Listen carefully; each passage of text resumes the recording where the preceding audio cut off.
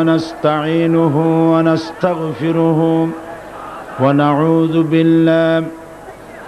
ونعوذ بالله من شرور أنفسنا ومن سيئات أعمالنا من يهد الله فلا مضل له ومن يضلل فلا هادي له ونشهد أن لا إله إلا الله وحده لا شريك له ونشهد أن سيدنا وحبيبنا ومولانا محمدا عبده ورسوله الذي أرسله بالحق بشيرا ونذيرا وداعيا إلى الله بإذنه وسراجا منيرا فقد قال الله تعالى في كلامه المجيد وفرقانه الحميد أعوذ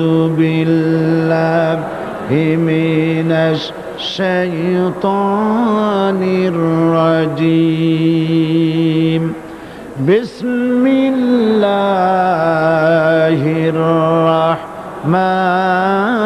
الرحيم إن الله وملائكته يصلون على النبي يا أيها الذين آمنوا صلوا عليه وسلموا تسليما اللهم صل على مولانا محمد وعلى آل سيدنا مولانا محمد প্রাণ খুলে মহব্বতের সাথে সবাই পড়েন আল্লাহুম্মা সাল্লি আলা مولانا محمد وعلى آل سيدنا مولانا محمد بلغ العلا بكماله كشف الدجى بجماله حسنت جميع خصاله صلوا عليه محمد مصطفى تمہی حبیب پاک داور ہو شفیع آسیہ مشکل کشائے روز محشر ہو بلغ العلا بکمالہ کشف الدجى بجماله حسنت جميع خصاله صلوا عليه سورة يوسف بداري حکمت لقمان ما قاری قرآن باری اے دل شادمان ما بلغ العلا بکمالہ کشف الدجى بجماله حسنت جميع خصاله صلوا عليه وآله اللهم آمين ربنا ظلمنا أنفسنا وإن لم تغفر لنا وترحمنا لنكونن من الخاسرين পরওয়ারদিগার আলম শাহানশাহ রাজাধিরাজ সম্রাটের সম্রাট বিশাল আকাশের জমিনের মালিক আল্লাহ রব্বুল আলামিন চট্টগ্রামের ইতিহাসের স্মরণকালের কোরআনে কারিমের সর্বশ্রেষ্ঠ মাহফিল নিয়ে কয়েকবার দরুদ সালাম পড়ে তোমার দরবারে আমরা হাত তুলেছি। মেহের মেহেরবানি করে দুরুদ সালাম টুকুন সোনার মদিনায় নবী পাকের রওজা মুবারকে পৌঁছে দাও। তাম পৃথিবীর মাটির নিচে যত মুমিন মুমিনাত শুয়ে আছেন তাদের আরওয়ার উপরে সওয়াব পৌঁছায় দাও রব্বুল আলামিন। এ মাহফিলের আয়োজন যারা করেছেন, শোনার জন্য যারা এসেছেন, কিয়ামতের দিন মুসিবতের সময় এ মাহফিল আয় আল্লাহ পাক আমাদের সকলের জন্য নাজাতের জারিয়া বানিয়ে দিও আল্লাহ রব্বুল আলামিন। এ বিশাল জনসমুদ্র পুলিশের পক্ষে, স্বেচ্ছাসেবক বাহিনীর পক্ষে কারো পক্ষে সম্ভব নয় নিয়ন্ত্রণ করা। আল্লাহ পাক তুমি আপন কুদরতে মাহফিলের নিয়ন্ত্রণের দায়িত্ব নিয়ে নাও রব্বুল আলামিন। এ বিশাল মাহফিল মানুষকে আরাম করে বসে শোনার মতো তৌফিক দান করো। লাইট এবং মাইক সব পরিবেশ কোরআনের অনুকূলে এনে দাও ইয়া রব। করম তু अगर करे वो बात दे जुबान को जो दिल पर असर करे। रब्बना तक़ब्बल मिन्ना इन्नका अंतस समीउल अलीम व तुब अलैना इन्नका अंतत तव्वाबुर रहीम। सुब्हान रब्बिका रब्बिल इज्जति अम्मा यसिफून व सलामुन अलल मुरसलीन वल्हम्दुलिल्लाहि रब्बिल आलमीन। जनाब सभापति शेखुल हदीस अल्लामा हजरत मौलाना शमसुद्दीन साहेब मद्दजुल्लुहुल आली आजकल महफिलेर रौनक बख्श मेहमान शाही जामे मस्जिदेर खतीब औलाद रसूल हजरत मौलाना अनवार ताहिर अल जाबिरी अल मदनी अतालल्लाहु उम्रहु व बारकाल्लाहु फी हयाती आमीन। आजकेर महफिले उपस्थित हजरात उलमाए किराम, मजलूम आलिम दीन हजरत मौलाना मुफ्ती इजहारुल इस्लाम चौधरी, आजकेर मंचे उपस्थित বিএনপির জাতীয়তাবাদী দলের সংগ্রামী নেতা জনাব মীর নাসির সাহেব, জনাব গোলাম দস্তগীর সাহেব, জাহাঙ্গীর সাহেব, বিভিন্ন রাজনৈতিক দলের নেতৃবৃন্দ, সমাবেশে আগত ভারত, বার্মা, প্রতিবেশী দেশ থেকে আগত, বাংলাদেশের বিভিন্ন জেলা থেকে আগত সম্মানিত প্রিয় ভাইয়েরা, পর্দার আড়ালের সম্মানিত মা এবং বোনেরা, সুপ্রিয় সাংবাদিক বৃন্দ, আসসালামু আলাইকুম ওয়া রাহমাতুল্লাহি ওয়া বারাকাতুহু। মহান আল্লাহ রব্বুল ইজ্জত ওয়াল জালাল তার দরবারে লাখো কোটি শুকর আদায় করি যে মহান আল্লাহ তাবারক ওয়া তাআলা কোরআন শরীফের এ বিশাল মাহফিল, গোটা বিশ্বে কোরআন শরীফ তাফসীরের সর্বশ্রেষ্ঠ মাহফিল চট্টগ্রাম ইসলামী সমাজ কল্যাণ পরিষদ কর্তৃক আয়োজিত চট্টগ্রাম আউটার স্টেডিয়ামে এ বিশাল জনসমুদ্রে আমরা শরীক হতে পেরে আল্লাহ পাকের দরবারে নত শিরে শুকরিয়া জ্ঞাপন করছি, পড়ছি আলহামদুলিল্লাহ। মহব্বতের সাথে জোরে সোরে সবাই পড়েন আলহামদুলিল্লাহ। রব্বানা লাকাল হামদ হামদান কাসীরান তয়্যিবান মুবারাকান ফীহি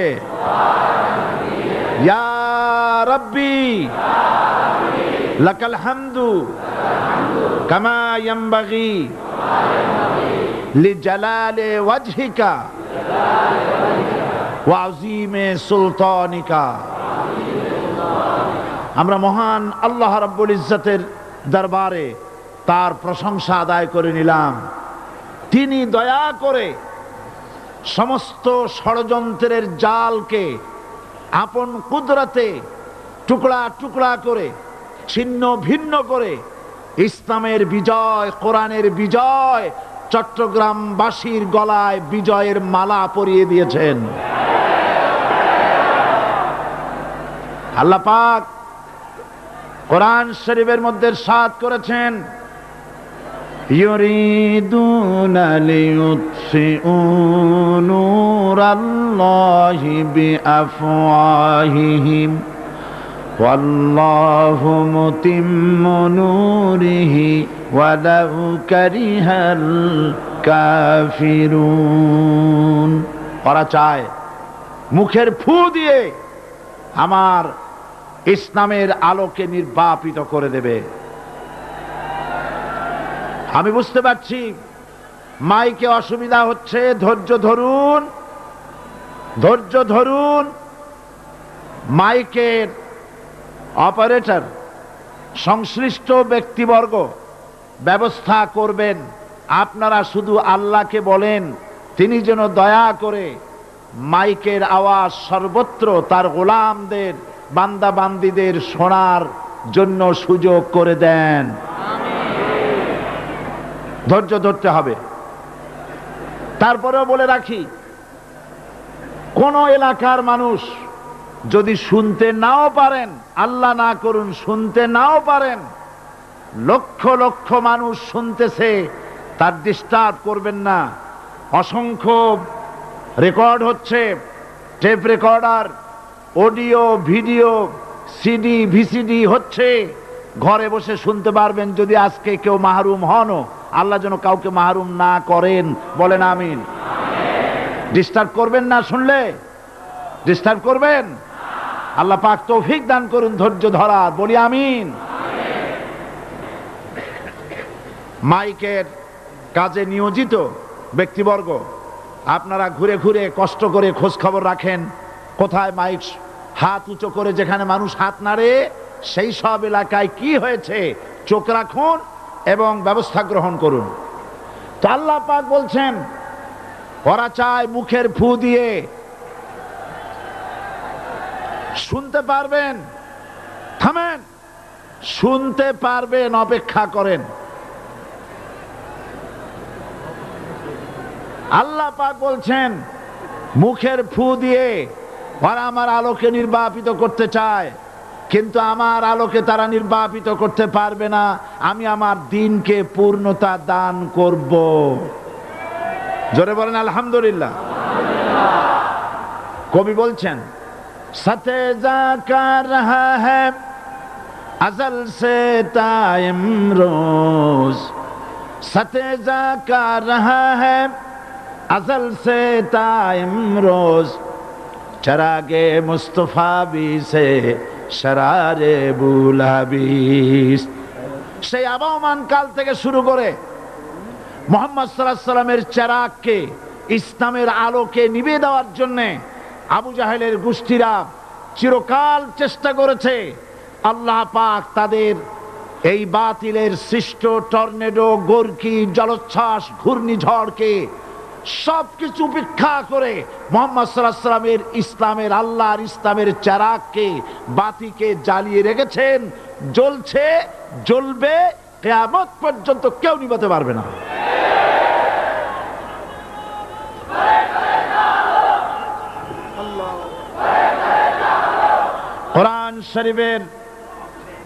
কোরআন শরীফের তাফসীর শুরু করার আগে প্রতিদিনের মতো সাংবাদিকদের জন্য কিছু কথা বলতে হয়, কারণ সময় মতো তারা খবর পৌঁছতে না পারলে, আপনারা এখানে লক্ষ লক্ষ আছেন মানুষ, কিন্তু সারা জাতি জানতে পারবে না এখানে কি হচ্ছে। এই জন্য আমি আজকের বক্তৃতায় কি সব কথা আনবো, তাফসীরের মাধ্যমে কি সব কথা আসবে, তার একটা সামারাইজ, তার সার সংক্ষেপ, অর্থাৎ নিউজের হেডলাইন যেমন বলা হয় সেরকম কিছু কথা 2-1 মিনিটে বলেই কোরআন শরীফের তাফসীর শুরু করব। বেমাশিয়াতিল্লাহ, বিইজনিল্লাহ, বেফদলিল্লাহ। সেই কথাগুলি হচ্ছে এই পৃথিবীতে নবী রাসূলগণের আগমন ঘটেছিল, উদ্দেশ্য ছিল এই আল্লাহর জমিনে আল্লাহর মানুষের উপরে আল্লাহর বিধান কায়েম করা। এটাই ছিল নবীদের আগমনের উদ্দেশ্য।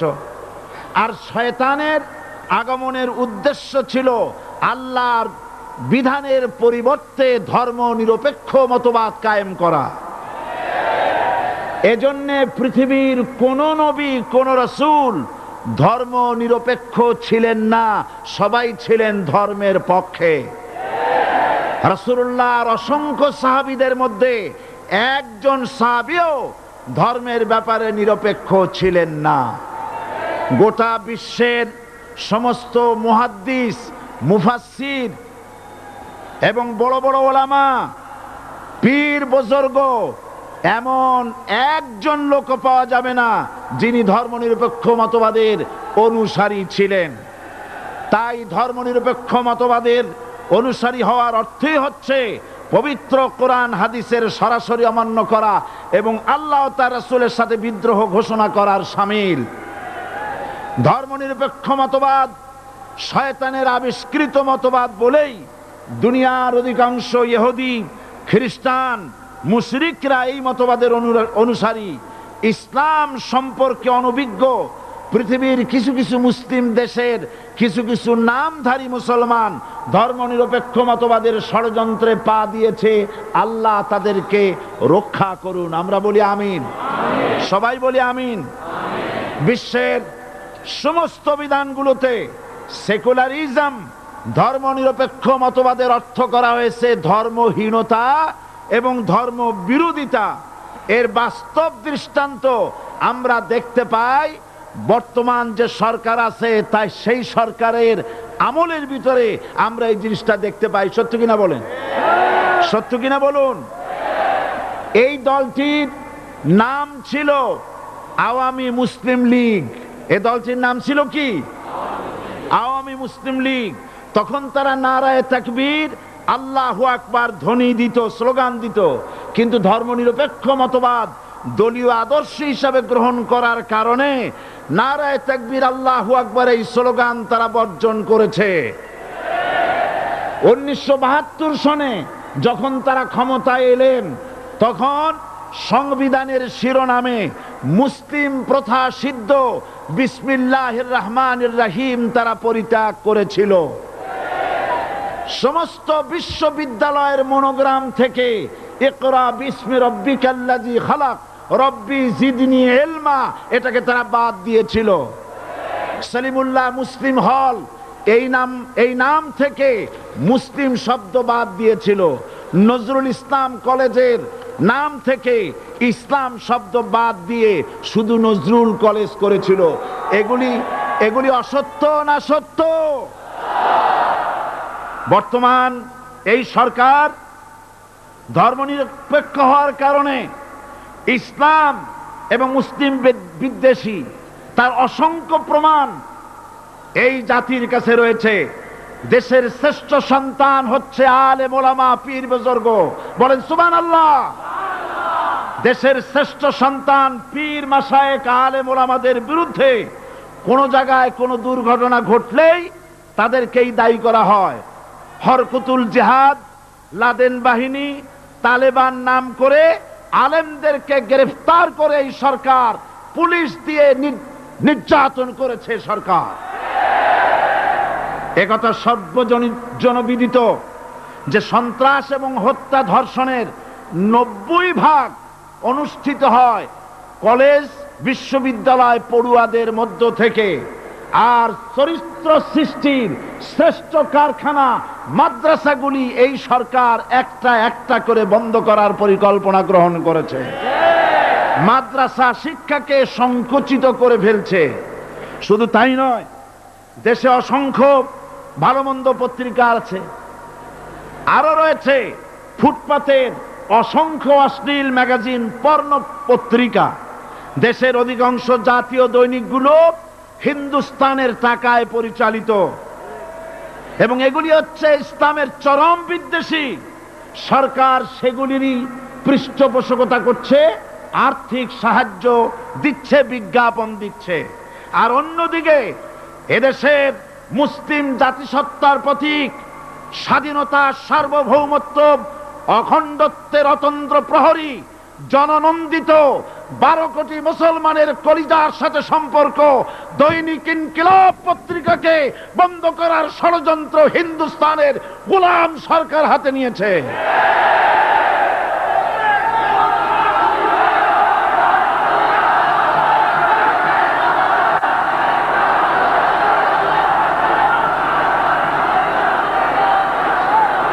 সরকার বস্তুনিষ্ঠ সাংবাদিকতায় ভয় পায়, ইসলামের পক্ষে কথা লিখলে ভয় পায়। এজন্য তারা দৈনিক ইনকিলাব এবং তার পরিবারের গায়ে হাত দেওয়ার প্রস্তুতি নিয়েছে। দৈনিক ইনকিলাবের সম্পাদকের গায়ে যদি হাত দেওয়া হয়, ইনকিলাব যদি বন্ধ করে দেওয়া হয়, সারা বাংলাদেশ অচল হয়ে যাবে।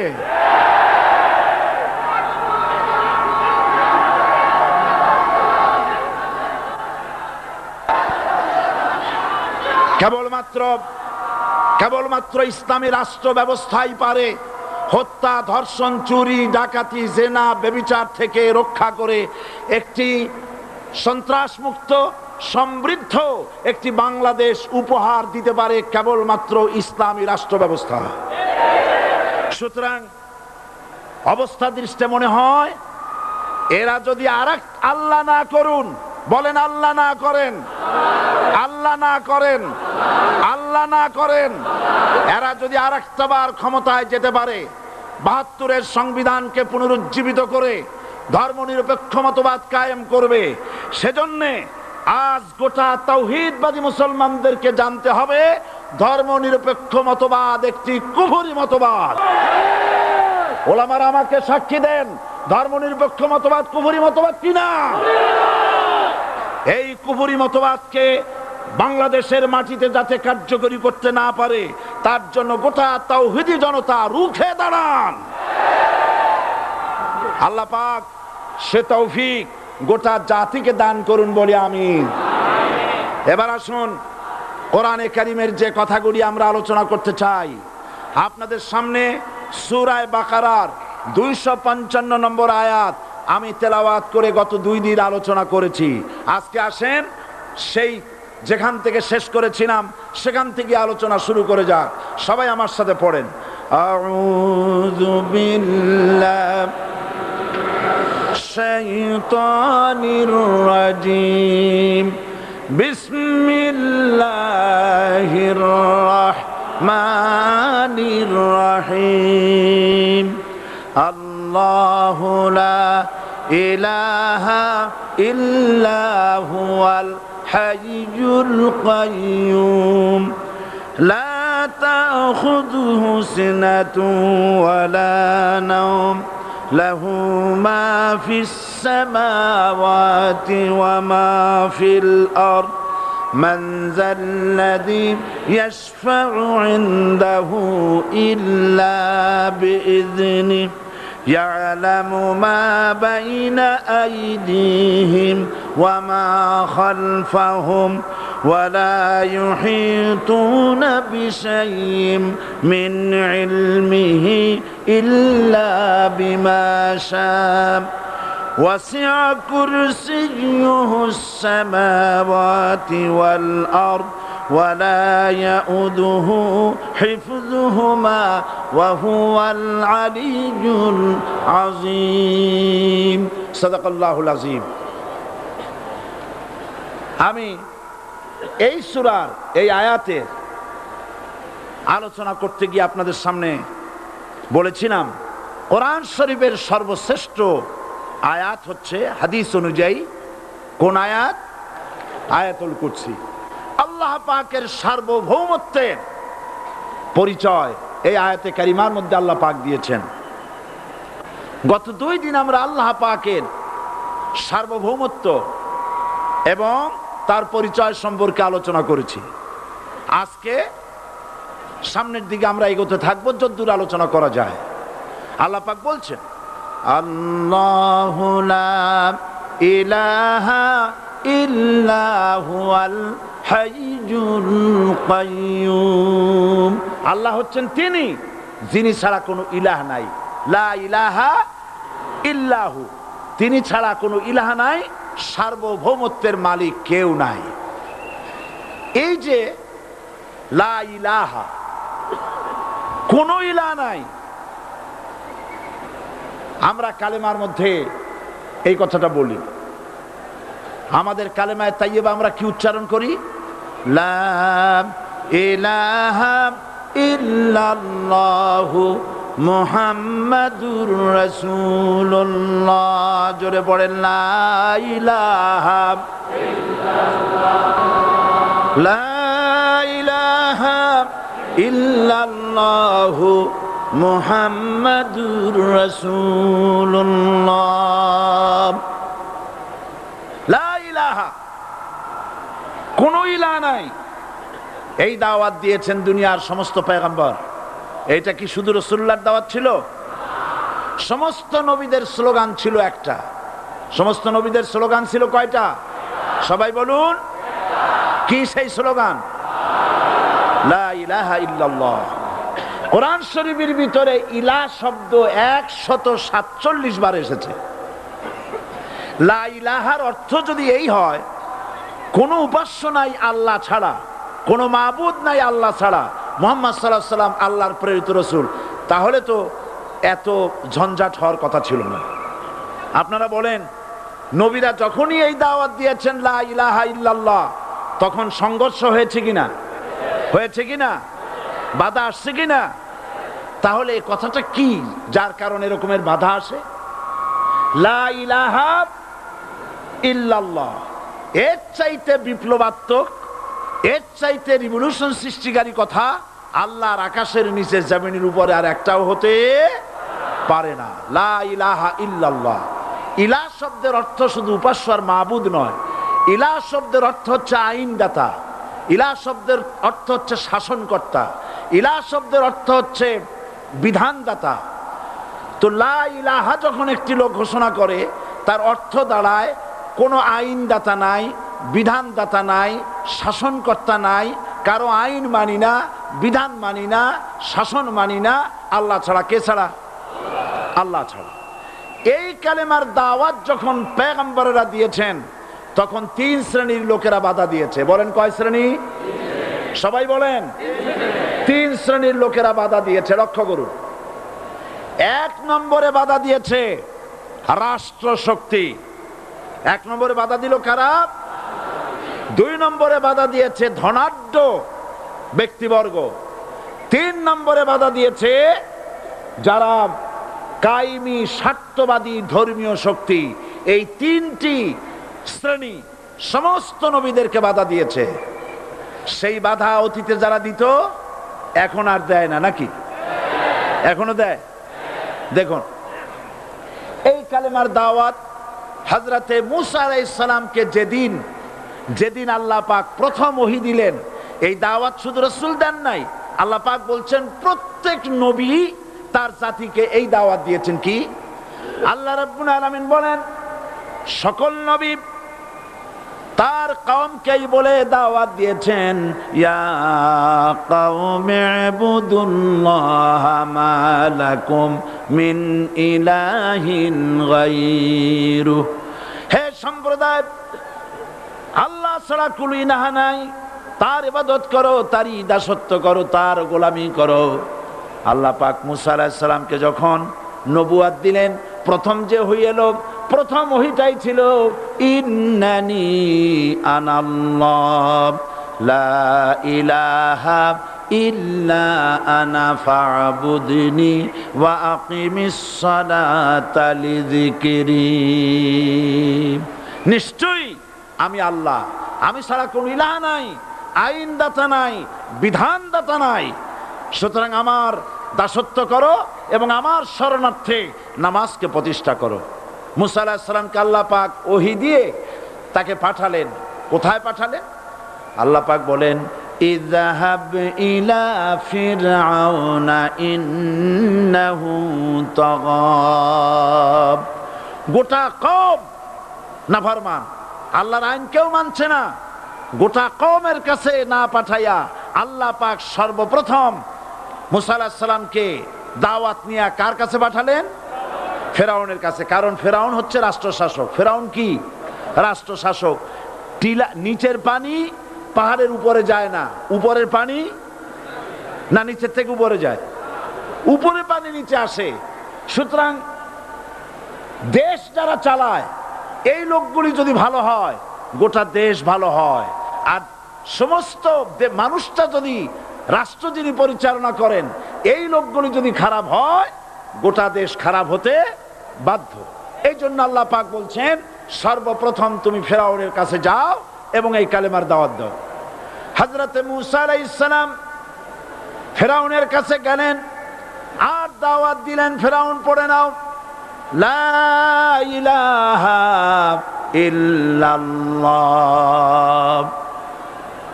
একটি কথা আপনাদের মনে রাখতে হবে, দুনিয়ার কোন ফেরাউন, কোন নমরুদ, কোন সাদ্দাত, কোন হামান কেউ বলে নাই যে আমি আল্লাহ, আমি রাজ্জাক, আমি খালেক, আমি পৃথিবীর সৃষ্টি করেছি। কথা কেউ বলেছে? কেউ বলে নাই। কি বলেছে তারা? ফেরাউন বলেছে মা আলিমতু লাকুম মিন ইলাহিন গায়রি, আমি তো জানি না আমি ছাড়া আরো কোনো ইলাহ আছে, এ কথা আমার জানা নাই, সুতরাং আমি হচ্ছি ইলাহ আর তুমি বলছো লা ইলাহা। তার মানে হচ্ছে ওই সময় পয়গম্বরেরা, আল্লাহর নবীর সাহাবীরা তারা জানতেন যে আমরা কিসের দাওয়াত দেই, আর যারা শুনতো তারাও বুঝতো কিসের দাওয়াত শুনতেছি। আজ আমার দেশে একই কালেমার দাওয়াত দেওয়া হয় কিন্তু মানুষেরা বুঝতে পারে না কি শুনতেছি। ভাষা জানার ব্যাপারে, বোঝার ব্যাপারে হলো আসল বিষয়। এটা বুঝাতে গিয়ে আমি মাঝে মধ্যে একটা দৃষ্টান্ত দেই এভাবে। একজনের একটা রেশনের দোকান ছিল, সেই দোকানে তার একটা ময়না পাখি ছিল, আর ময়না পাখিকে কথা শেখানো যায় সেটা তো আপনারা জানেন। জি, ময়নাকে শিখায়েছে যে লাইন করুন, এক এক করে আসুন। ময়না এই কথা শিখেছে। সকালবেলায় যখন রেশনের দোকানে ভিড় পড়ে গেছে তখন ওই পাখি খাঁচার মধ্যে বসে বলছে লাইন করুন, এক এক করে আসুন। একদিন খাঁচার দরজা খোলা পেয়ে পাখি উড়ে গিয়ে গাছের ডালে বসেছে। আশেপাশে যত পাখি ছিল তারা চিন্তা করলো এই রকমের পাখি তো কখনো দেখি নাই। ময়না তো দেখতে কাকের মতো না, শালিকের মতো না, দেখতে একটা ভিন্ন রকম।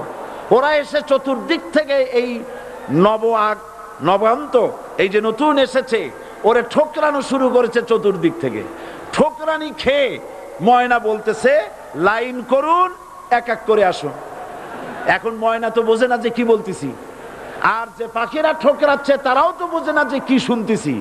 ময়না যদি বুঝতো যে আমি কি বলি, সবাই মিলে ঠোকরায়, তাই জান বাঁচে না। লাইন করে ঠোকরাইনি তো কলজে যাবে, সব ঠোঁটে ঠোঁটে চলে আর বোঝে নাই। আমাদের অবস্থা তাই হয়েছে। এই যে আপনারা এখানে দাঁড়াইছেন কেন? যারা যেখানে দাঁড়ায় বসা মানুষেরা অনুরোধ করে বসায় দেন। এত বড় বিশাল মাহফিলে আপনি দাঁড়ায়া কোনো মানুষকে কষ্ট দিবেন না, জায়েজ নাই। মুসলমানদেরকে কষ্ট দেওয়া কবিরা গুনাহ। বুঝতে পেরেছেন? যে যেখানে দাঁড়িয়েছে আপনারা বসা মানুষেরা তাদেরকে বসায় দেন। এত বড় বিশাল মাহফিলে আপনি দাঁড়ায়া কোনো মানুষকে কষ্ট দিবেন না, জায়েজ নাই। মুসলমানদেরকে কষ্ট দেওয়া কবিরা গুনাহ। বুঝতে পেরেছেন? যে যেখানে দাঁড়িয়েছে আপনারা বসা মানুষেরা তাদেরকে বসায় দেন। সুতরাং এই কালেমার দাওয়াত যখন হযরতে মূসা আলাইহিস সালাম দিলেন, ফেরাউন বলল আমি তো জানি না যে আমি ছাড়া আরো কোন ইলাহ আছে, আইনদাতা তো আমি, তুমি নতুন কোথা থেকে আইনদাতা নিয়ে আসছো? ফেরাউন বলছে দেখো, আমারে বাদ দিয়া যদি অন্য কাউকে ইলাহ বলে তুমি মানো আর সেই শিক্ষা যদি যে জাতিকে দাও, তাহলে আমি তোমাকে ধরে লাআজআলান্নাকা মিনাল মাসজুনিন, আমি তোমাকে কারারুদ্ধ করব, আমি তোমাকে জেলখানায় ঢুকিয়ে দেব। রাষ্ট্রশক্তি প্রথম বাধা দিল কারা? বলেন সবাই। সেই বাধা কি ওখানে শেষ হয়েছে না এখনো আছে? আছে কিনা জোরে বলেন। আমি তোমাকে জেলখানায় ঢুকাবো। হযরতে মূসা আলাইহিস সালাম বলেন ফেরাউন রে, জেলের ভয় আমি করি না, আমাকে জেলের ভয় দেখায়া লাভ নাই। আমি আল্লাহ পাকের পয়গম্বর হযরতে মূসা আলাইহিস সালাম। ফেরাউনের দলবল আছে, লোক লস্কর আছে, তার অস্ত্রের অভাব নাই। আল্লাহ রাব্বুল আলামিন মূসা আলাইহিস সালামের কাছে একটা অস্ত্র দিয়া দিলেন। দিছিলেন কিনা? আল্লাহ পাক হযরত মূসাকে বলেছেন, ওয়া মা তিলকা বিয়ামিনিকা ইয়া মূসা। মূসা রে, তোমার হাতে ওটা কি? মূসা আলাইহিস সালাম বললেন, এটা লাঠি। আল্লাহ পাক বললেন, ফেলে দাও লাঠি। লাঠি ফালায় দিলেন। কি হয়ে গেল? হিয়া হাইয়াতুন তাসআ। লাঠি হয়ে গেল। এখন লাঠি পড়ে সাপ হয়ে গেল। সাপ দেখে নবী হোক, ওলি হোক, সাহাবী হোক আর আলেম হোক, সাপ দেখলে ভয় করে না মানুষের? মূসা আলাইহিস সালাম ভয় পাইছে। আল্লাহ রাব্বুল আলামিন হযরত মূসাকে শোনায় দিলেন, খুযহা ওয়া লা তাখাফ সানুঈদুহা সিরাতাহাল উলা।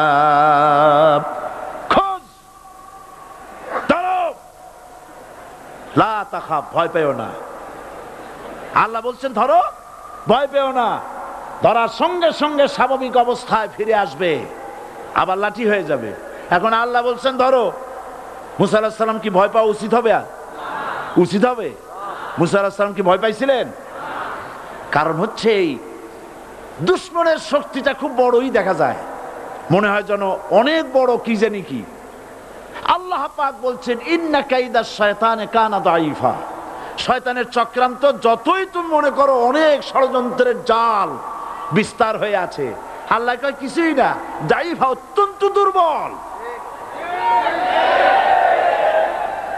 আল্লাহ পাক বললেন ধরো। মূসা আলাইহিস সালাম সাপ ধরলেন, সঙ্গে সঙ্গে লাঠি হয়ে গেল।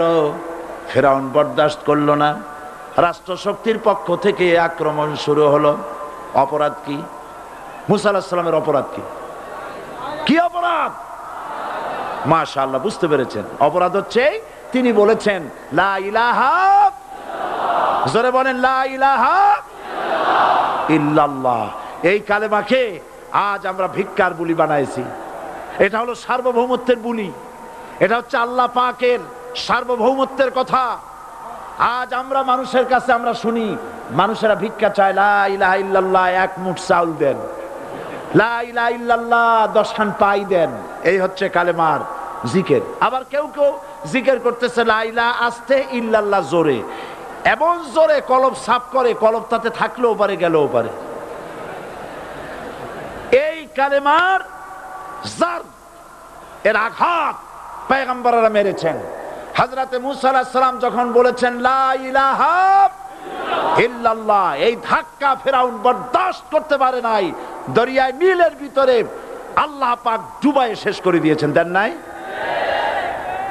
হযরতে মূসা আলাইহিস সালাম তার উম্মতেরা দরিয়ার পাশে বসে দ্বীনি কথাবার্তা বলতেছেন। এমন সময় ফেরাউন, তার শত্রু হচ্ছে মূসা আলাইহিস সালাম। শত্রু কেন? মূসা কি ফেরাউনের পাকা ধানে মই দিয়েছে নাকি? বলেন আপনারা। তার হালের গরু পিটায় মারছে নাকি? অপরাধ হলো তিনি আল্লাহর জমিনে আল্লাহর আইন প্রতিষ্ঠার কথা বলেছেন। এই শুধুমাত্র এই অপরাধে ফেরাউন তার দলবল নিয়ে 3 দিক থেকে আক্রমণ করেছে। মূসা আলাইহিস সালামের উম্মতেরা ভয় পেয়ে গেছেন। তারা বলছেন ইন্না লামুদরাকুন, আমরা পাকড়াও হয়ে গেছি। 3 দিকে সাড়াশি আক্রমণ, 3 দিকে শত্রু, একদিকে দরিয়া, পালাবার রাস্তা আছে? হযরত মূসা আলাইহিস সালাম ভয় পেয়ে গেলেন, সারেন্ডার করলেন না। হযরত মূসা আলাইহিস সালাম বললেন কাল্লা, কখনো নয়, ভয় পাওয়ার কোনো কারণ নাই। রব্বি সায়াহদিন, অবশ্যই আমার রব আমার জন্য রাস্তা করে দিবেন। ভয় পাইও না, আমার রব রাস্তা করে দিবেন। আল্লাহ রাব্বুল আলামিন হযরত মূসা আলাইহিস সালামকে অর্ডার করলেন, হাতের লাঠি দিয়া দরিয়ার উপরে আঘাত করো। হযরতে মূসা আলাইহিস সালাম দরিয়ার উপরে আঘাত করলেন। রাস্তা ছিল দরকার একটার, এক বাড়িতে আল্লাহর হুকুমে লাঠি দিয়ে একটি আঘাত করার সঙ্গে সঙ্গে হযরত মূসার তার সঙ্গী সাথী দরিয়া পার হওয়ার জন্য দরিয়ার মধ্যে দিয়ে আল্লাহ 12টা রাস্তা পয়দা করে দিলেন। সে আল্লাহ আছে না নাই? এত আসতে বলেন কেন? ভয় পাওয়ার কারণ আছে? রাষ্ট্র শক্তি বাধা দিয়েছে সমস্ত নবীদেরকে। কেন? নবীদের চরিত্র খারাপ? জোরে বলে, নবীদের চরিত্র খারাপ? নবীদের চাইতে মাসুম বেগুনাহ উন্নত চরিত্রের মানুষ আল্লাহর আকাশের নিচের জমিনের উপরে আর হয় নাই। তোমরা যে সামনে তাদের পিছনে দৌড়াও, অমুকের সৈনিক, নেতা নেতা করে মরো, এইসব নেতা যাদের পিছনে দৌড়াও, এই নেতাগুলি, আমি জিজ্ঞেস করি আপনাদেরকে, এই নেতাগুলি জীবনে একবারও জিনা করে নাই? এ ব্যাপারে অনুসারীরা আপনারা কি নিশ্চিত? মিথ্যা কথা জীবনেও কয় নাই, প্রতারণা করে নাই, ঠাট্টা করে নাই, বিদ্রুপ করে নাই, মদ খায় নাই, মানুষ হত্যা করে নাই। কিসের নেতা? নেতা হচ্ছেন সেই ব্যক্তি যিনি বলেছেন, ও আমার স্ত্রীরা, ও আমার সাহাবীরা, রাতের আধারে আমার মধ্যে যা আচরণ দেখতে পাও, দিনের আলোতে আমার মধ্যে যা দেখতে পাও, সবগুলি খুলে খুলে মানুষের কাছে বলে দাও। তার নাম বিশ্বনবী মুহাম্মদ রাসূলুল্লাহ সাল্লাল্লাহু আলাইহি ওয়াসাল্লাম।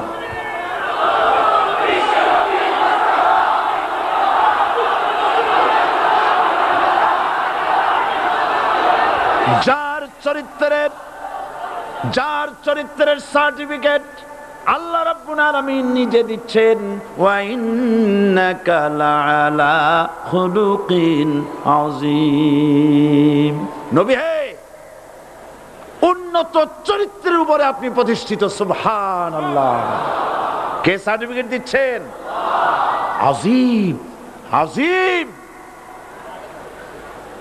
আরবিতে চওড়াকে বলা হয় আরিদ, গভীরতাকে বলা হয় আমিক। কত প্রশস্ত, যা মাপার কোনো ফিতা নাই, কত গভীর, যা মাপার কোনো যন্ত্র নাই, এইটাকে আরবিতে বলা হয় আজিম। সুবহানাল্লাহ বলতে ইচ্ছে করে না? ও নবী, তোমার চরিত্র এমন যা মাপার মতো যন্ত্র পৃথিবীতে নাই। এই সার্টিফিকেট দিলেন কে? সমস্ত নবীরাই চরিত্রবান, নবীরা মাসুম বেগুনাহ। সুবহানাল্লাহ বিহামদিহি। সেই নবীরা মার খান নাই? খেয়েছেন কিনা বলেন? কারা মেরেছে? রাষ্ট্র শক্তি। কারা মেরেছে? কারণ নবীরা বলেছেন লা ইলাহা ইল্লাল্লাহ। পড়েন সবাই, লা ইলাহা ইল্লাল্লাহ। আপনিও যদি নবীদের মতো, সাহাবীদের মতো বুঝা এই কলেমার দাওয়াত দেন, বাধা আসবেই। বোঝাবুঝির ব্যাপার, বুঝতেই সারলো। কত মাহফিল হয় বাংলাদেশে, হয় না? কোনো বাধা নাই, ঠিক কিনা? কত পূজা হয়, পার্বণ হয়, গান হয়, থিয়েটার হয়, গুনাহগার বিবির গান হয়, কত কিছু হয়। কোনো বাধা আছে? তাফসীরের মাহফিলে বাধা। কারণ ওরা বুঝতে পেরেছে এ তাফসীরের মাহফিলে গাজীর গীত হয় না, এ তাফসীরের মাহফিলে আল্লাহর সার্বভৌমত্ব কায়েমের আন্দোলন চলে।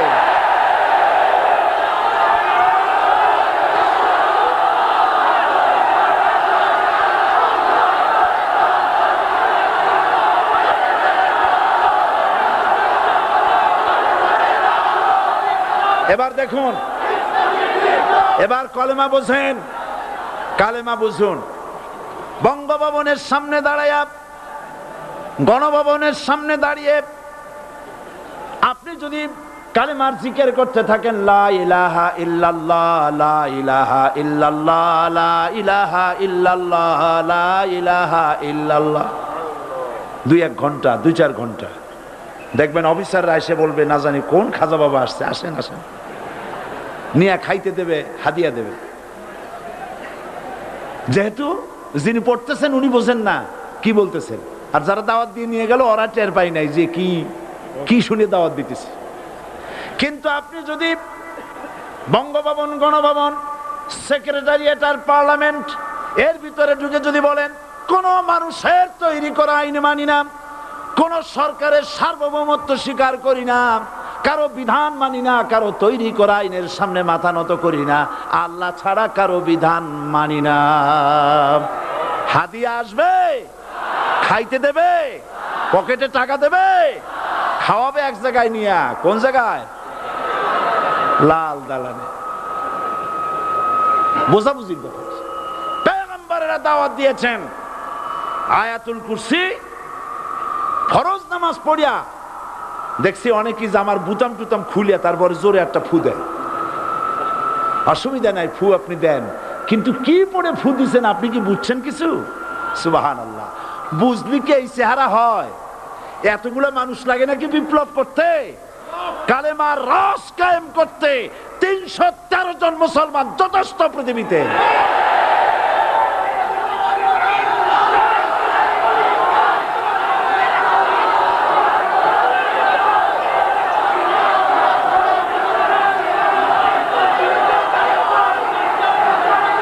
আল্লাহ পাক কোরআনে কারীমের মধ্যে আল্লাহ পাক বলেছেন এমন একজন নবী পাঠাই নাই, ইয়া হাসরাতান আলাল ইবাদ, বান্দার উপরে আফসোস। আহারে, কে বলতেছেন? আমার আল্লাহ। বলেন আমার আল্লাহ। তিনি আফসোস করছেন, আফসোস একজন পয়গম্বর এমন পাঠাইলাম না, একজন রাসূল পাঠাইলাম না যার সাথে এরা ঠাট্টা করে নাই, বিদ্রুপ করে নাই, পাগল বলে নাই, মারে নাই। আহা, অপরাধ আল্লাহর সার্বভৌমত্ব প্রতিষ্ঠার অপরাধ। হযরত ইব্রাহিম আলাইহিস সালাম তিনি যখন এই কালেমার দাওয়াত দিয়েছেন নমরুদের বিরুদ্ধে, নমরুদ বলেছে মান আসাদ্দু মিন্না কুওয়া, আমার চাইতে শক্তিশালী আর কে আছে? আনা রব্বুকুমুল আলা, আমি তোমাদের বড় প্রভু। নাউজুবিল্লাহ। কই থেকে একটা তুমি বলছো লা ইলাহা ইল্লাল্লাহ, আমি তো ইলাহ। হযরত ইব্রাহিম আলাইহিস সালাম কি কালেমার দাওয়াত পেশ করার অপরাধে অগ্নিকুণ্ডের ভিতরে ফালাবার ব্যবস্থা হয়ে গেছে। আল্লাহ পাক সব ঘটনা কোরআনে বলে দিয়েছেন কিনা বলেন? কেন বললেন এই সমস্ত কথা? এই জন্য বলেছেন ফেরাউন মরে যাবে, নমরুদ মরে যাবে, কিন্তু তাদের প্রেতাত্মারা যুগে যুগে তারা বেঁচে থাকবে। আগুনের ভিতরে ফালাবার ব্যবস্থা হয়েছে। আল্লাহ পাক বলে দিয়েছেন আমার রাস্তায় যদি চেষ্টা করো, জিহাদ করো, আমার সাহায্য তোমরা পাবে। ওয়া কানা হাক্কান আলাইনা নাসরুল মুমিনিন, মুমিনদেরকে সাহায্য করা আমি আল্লাহর জন্য ওয়াজিব। সুবহানাল্লাহ বলবেন না? আলহামদুলিল্লাহ বলবেন না? আমার জন্য ওয়াজিব মুমিনদেরকে সাহায্য করা। ইব্রাহিম আলাইহিস সালামকে আগুনে ফেলানো হচ্ছে। হযরত জিবরাইল বলেন ইব্রাহিম তোমাকে আগুনের ভিতরে ফেলানো হতেছে, আমার কাছে সাহায্য চাও, আমি তোমারে বাঁচায় দেব। হযরত ইব্রাহিম আলাইহিস সালাম তিনি বললেন জিবরাইল আমার পরীক্ষা চলতেছে, আমাকে ডিস্টার্ব করো না, আমি তোমার কাছে সাহায্য কেন চাইব? আমি তো এমন কোন অন্ধ আল্লাহর ইবাদত করি না যিনি তার বান্দার দুঃখ দুর্দশা নিজের চোখে না দেখেন। পরীক্ষা পাশ করছে না? পাশ করছেন কিনা? হযরত ইব্রাহিম বলেন শোনো জিবরাইল, আমি যদি আগুনের ভিতরে পড়ে যাই আর আগুনে পুড়ে যদি ভস্ম হয়ে যায়, আমার আল্লাহ যদি এতে খুশি হন, তাহলে আমি আমার রব্বুল আলামিনকে খুশি করার জন্য এভাবে 1000 বার পড়তে আমি রাজি আছি। ইব্রাহিম আলাইহিস সালাম আগুনের ভিতরে পড়ে গেলেন। আল্লাহ রব্বুল আলামিন আগুনের প্রতি নোটিশ করে দিলেন, ইয়া নারু কুনি বারদাও ওয়া সালামান আলা ইব্রাহিম। আগুন আমার ইব্রাহিমের জন্য শান্তিদায়ক, ঠান্ডা হয়ে যা। ইব্রাহিম আলাইহিস সালাম জ্বলছেন, পুড়ে গেছেন। নমরুদ তার প্রাসাদের ছাদে বসে ইব্রাহিম আলাইহিস সালামের পোড়া দৃশ্য দেখে আনন্দ করবে, আগুনের দিকে তাকায় দেখে ইব্রাহিম আরামে বসে আছেন। পোড়া তো দূরের কথা, জামাও পড়ে নাই। ও ডাক দিয়া বলে, রে আগুন, গোটা জাতি নিয়ে তোর পূজা করলাম, আমার দুশমন কেন জ্বালাইতে পারিস না? তোর জ্বালানো শক্তি কি নষ্ট হয়ে গেছে নাকি? আগুনের ভিতর থেকে আওয়াজ বেরিয়ে এলো, নমরুদ, আমার ভিতরে দাহ্য শক্তি, জ্বালানো শক্তি আছে কি নাই যদি প্রমাণ করতে চাও, টেস্ট করতে চাও, তুই নিজে আয়, তোরে সুদ্ধা তাম দুনিয়া জ্বালাই দিতে পারি, ইব্রাহিমের এক গাছা পশম জ্বালাইতে পারি না। বিশ্বকবি আল্লামা ইকবাল কি সুন্দর করে বলেছেন, আজ ভি হো জু ইব্রাহিম কা ইমা पैदा आग कर सकती है एक अंदाजे गुलिस्तां पैदा।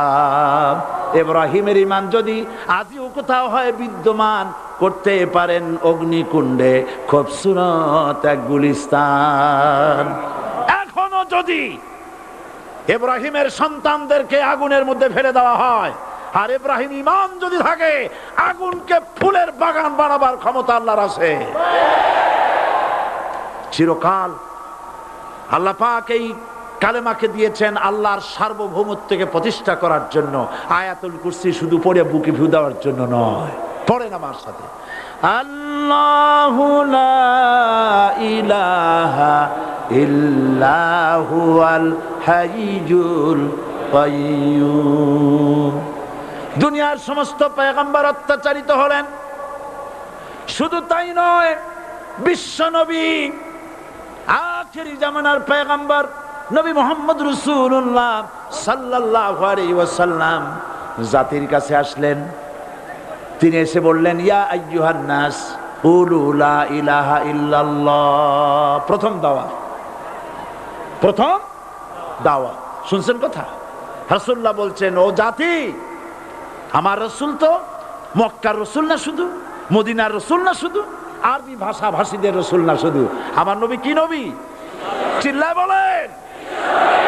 তাই তিনি বলেছেন, ও বিশ্বের মানবতা, বিশ্বের মানব গোষ্ঠী, যদি মুক্তি পেতে চাও, নাজাত পেতে চাও, উচ্চারণ করো, বিশ্বাস করো, আমল করো, বলো লা ইলাহা ইল্লাল্লাহ। জোরে পড়েন, লা ইলাহা ইল্লাল্লাহ, লা ইলাহা ইল্লাল্লাহু মুহাম্মাদুর রাসূলুল্লাহ। আবু জাহেল বুঝছিল কলেমার অর্থ? কথা বলেন না কেন? আবু জাহেল বুঝছিল? উতবা, সাইবা, মুগিরার গোষ্ঠীরা বুঝছিল? বুঝেছে। তারপরে তারা চিন্তা করলো যে সর্বনাশ তো করছে, লা ইলাহা, কোন ইলাহ নাই, আইনদাতা নাই, বিধানদাতা নাই, তাহলে আমরা কি ঘরে বসে বসে কি করব? উনি নতুন একজন ইলাহ নিয়ে আসছে, আল্লাহ ছাড়া কোন ইলাহ নাই, তাহলে আমাদের কাজটা কি? প্রথমে তারা চেষ্টা করলো যে একটু দেখি নরম নরম ভাবে হয় নাকি। চলে গেল আবু তালেবের কাছে, আসে না দিছে, বললো, আবু তালেব, তুমি তো কুরাইশদের নেতা, তোমার ভাইয়ের ছেলে কয়টাই কি? কি আশ্চর্যজনক কথা, লা ইলাহা ইল্লাল্লাহ, আল্লাহ ছাড়া কোন ইলাহ নাই, তা আমরা করব কি? তোমার ভাতিজাকে বুঝাও লা ইলাহা ইল্লাল্লাহর দাওয়াত বন্ধ করে দিক, এর বিনিময়ে টাকা লাগে টাকা দেব, সোনা লাগে সোনা দেব, যত সুন্দরী মেয়ে চায় তাও দেব, নেতৃত্ব চায় তাও দেব, তবু যেন কালেমার দাওয়াত না দেয়। আসিনে কা হাদিসে আছে কিনা? নবীজি যখন বাড়ি ফিরলেন, চাচা আবু তালেব নিজের কলিজার টুকরা সন্তান হযরত জাফর আলীর চাইতে তিনি ভালোবাসতেন কলিজার মতো করে মুহাম্মদ সাল্লাল্লাহু আলাইহি সাল্লামকে। বলছে, বাবা, এমন কথা কেন বলো যাতে লোকেরা খেপে যায়? এই কথাগুলি বলো না, ওরা আমার কাছে এই সব প্রস্তাব দিয়ে গিয়েছে। রাসূলুল্লাহ প্রস্তাব শুনে এগ্রি করলেন? জি। আমার নবী বলেন, ও আমার চাচা আবু তালেব, প্রস্তাবকারীদেরকে শুনিয়ে দিন। হুজুরের সাথে তখন অনেক লোকজন নাকি, অনেক অস্ত্রপাতি, কিচ্ছু নাই, আল্লাহর শক্তি ছাড়া কিছুই না। আমার নবী বলেন, ও আমার চাচা আবু তালেব, প্রস্তাবকারীদেরকে শুনিয়ে দেন, যেটা দেওয়া সম্ভব সেটা তো দূরের কথা, যেটা দেওয়া সম্ভব নয় তাও যদি তারা দিতে পারে আমারে, যেমন আকাশের সূর্যটা ধরে এনে ওরা যদি আমার ডান হাতে তুলে দেয়, আকাশের পূর্ণিমার চাঁদটা ধরে যদি বাম হাতে আমার তুলে দেয়, এর বিনিময়ে এক মুহূর্তের জন্য তাওহীদের দাওয়াত আমি বন্ধ করে দেব না। সুবহানাল্লাহ।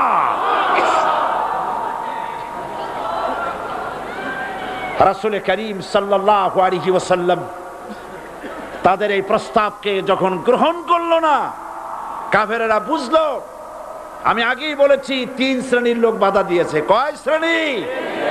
প্রথম শ্রেণী কি? রাষ্ট্র শক্তি, তাদের হাতে অস্ত্রপাতি তো খুব শক্তি, আর যারা একবার ক্ষমতায় যায় ওরা মনে করে এই ক্ষমতা থেকে আমাদেরকে কেউ নামাইতে পারবে না।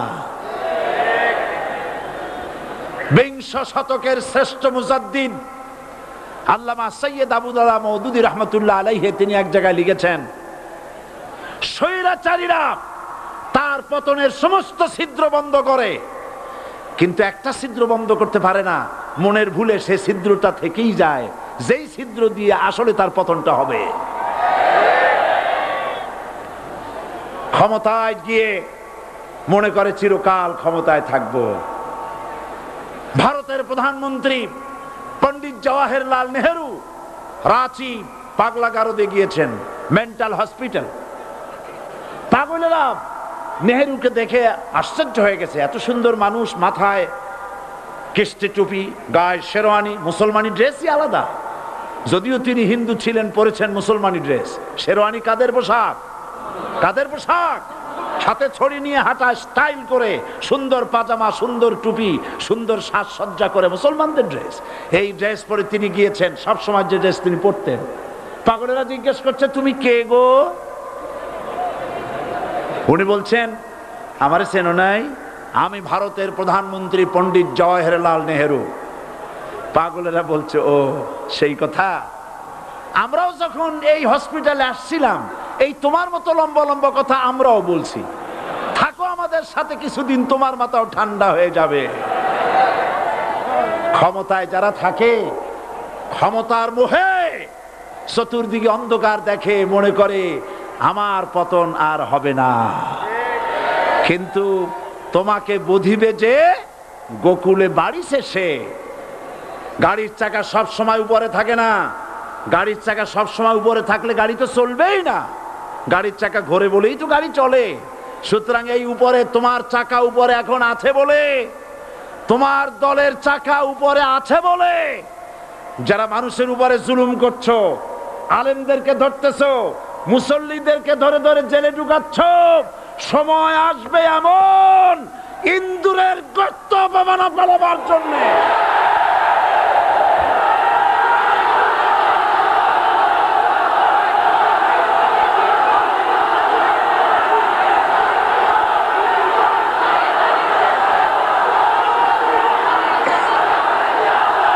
আবু জাহেলের গোষ্ঠী, আবু জাহেলের গোষ্ঠী মনে করেছে সোজা আঙ্গুলে ঘি যখন উঠলো না, আঙ্গুল বাঁকা করতে হবে। শুরু হয়ে গেল অত্যাচার, শুরু হয়েছে না? হযরত সুমাইয়া রাদিয়াল্লাহু তাআলা আনহা কি নির্মম ভাবে, নিষ্ঠুর ভাবে তাকে শহীদ করা হলো। খাব্বাব, খুবাইব, হযরত খাব্বাব রাদিয়াল্লাহু তাআলা আনহুকে দেখে হযরত ওমর একদিন বলছিলেন, খাব্বাব তোমার পিঠে এত গর্ত কেন? এত গর্তওয়ালা পিঠ আর এত চিকুন কোমর আমি তো জীবনেও দেখিনি। হযরত খাব্বাব বলেছেন, ওমর জানো না, ইসলাম কবুল করার অপরাধে, কালেমা পড়ার অপরাধে কাফের বেঈমানেরা আমাকে মারধর করেছে। যখন আমি তাদের মারে কালেমা ছাড়ি নাই, তখন আগুন জ্বালায়া আগুনের আংটার উপরে, আংটা আগুনের উপরে আমাকে চিৎ করে শোয়ায়া, আমি যেন নড়াচড়া করতে না পারি সেজন্য আমার বুকের উপরে পাথর চাপা দিয়া রেখেছে। আগুনে গোশত পুড়ে পুড়ে আগুন ভিতরে ঢুকেছে, গায়ের রক্ত আর চর্বি গলে গলে পড়ে আগুনগুলো নিভেছে। ওই পিঠে যে গর্ত হয়েছে আজও পর্যন্ত সেই গর্ত মিটে যায় নাই।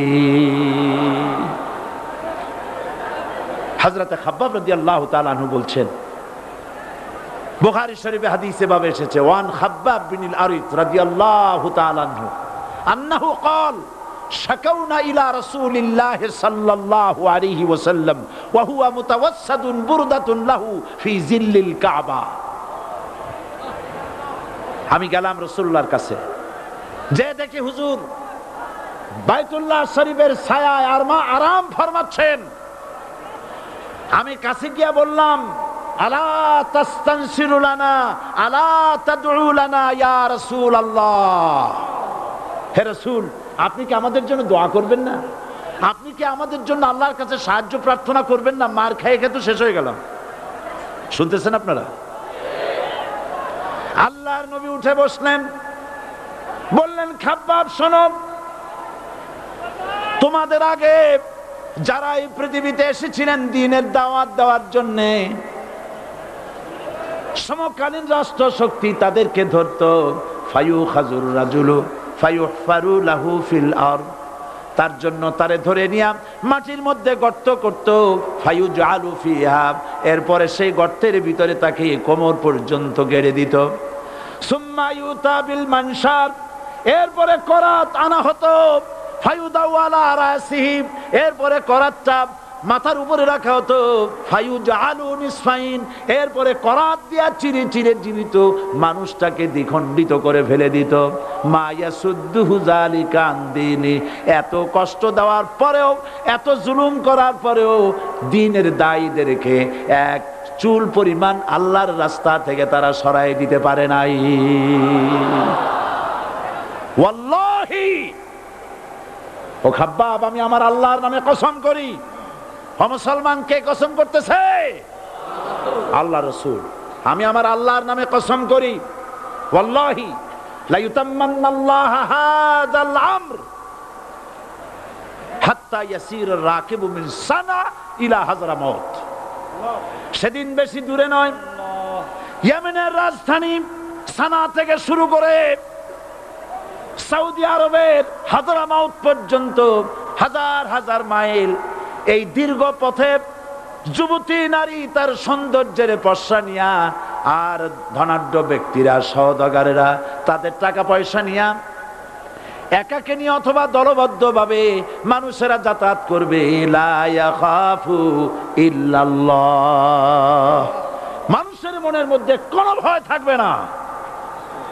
এমন একটা সময় আসবে, ওয়ালাকিন্নাকুম তাস্তাজিলুন, অথচ তোমরা বড্ড তাড়াহুড়ো করছো। তাড়াহুড়ো করো না, অপেক্ষা করো, ধৈর্য ধরো, মার খাও, জেলে যাও, শহীদ হও, আল্লাহর রাজ কায়েম হবেই হবে।